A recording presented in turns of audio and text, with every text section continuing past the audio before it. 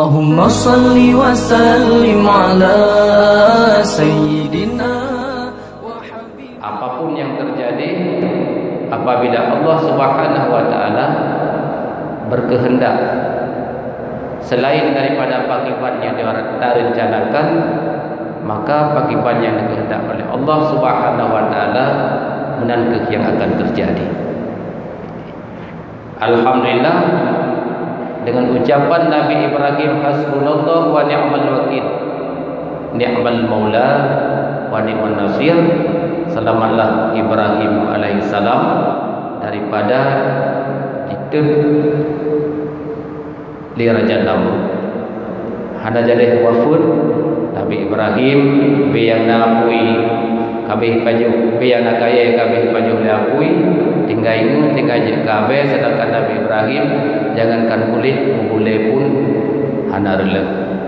Yang pertama.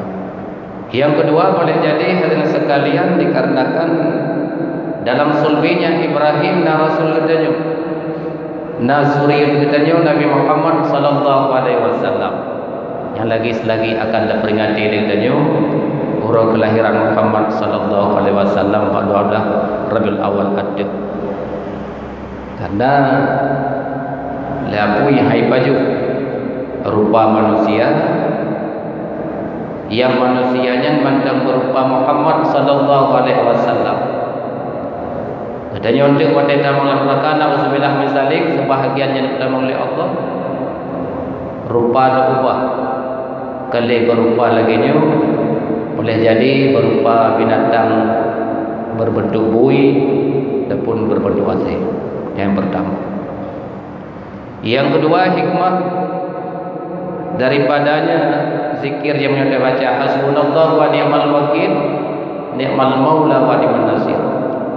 Nabi Muhammad dalam sebuah peperangan yang sangat besar, terus sira sahabat adapun intil lembatannya yang beri kabar kepada Rasulullah, ya Muhammad, pasukan musyrikin, pasukan kafir cukup saja ya Muhammad. Tapi Nabi Muhammad tersengih karena Muhammad nakala datang keagungan dan kebesaran Allah Subhanahu wa taala. Kafir dan musyrikinnya mandu-mandu ciptaan Allah. Seandainya Allah Subhanahu wa taala berkehendak selain daripada pakipan yang dikehendak oleh kafir musyrikin, pasti akan bisa terjadi. Rasul pula mengucapkan hasbunallah wa ni'mal wakil, ni'mal maula wa ni'man nasir. Ulang-ulang Rasulullah sallallahu alaihi wasallam, sehingga dengan kebesaran keagungan Allah Subhanahu wa taala, pasukan orang muslimin cukup hadir dibandingkan dengan pasukan kaum musyrikin. Tetapi dengan kehendak Allah Subhanahu wa taala, kaum muslimin yang dipimpin oleh Rasulullah Muhammad sallallahu alaihi wasallam di bawah panji kemenangan. Alhamdulillah. Kesimpulan je, menunggu sekalian, apabila katanya dalam keadaan kegundahan, katanya dalam kegelisahan, katanya dalam bermacam cobaan dan rintangan, baik rintangan dalam keluarga, cobaan dalam tetangga, dan bermacam cobaan yang lainnya yang dia hadapi, marilah selalu dia berzikir kepada Allah Subhanahu wa taala, sebagaimana lebih kemudahan oleh Allah kepada Nabi kita Ibrahim alaihissalam, dan lebih kemenangan kepada Rasul Muhammad sallallahu alaihi wasallam.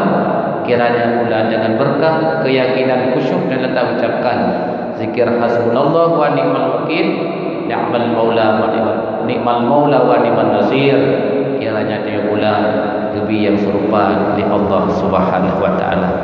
Yang penting keyakinan dan keikhlasan dalam berzikir kepada Allah.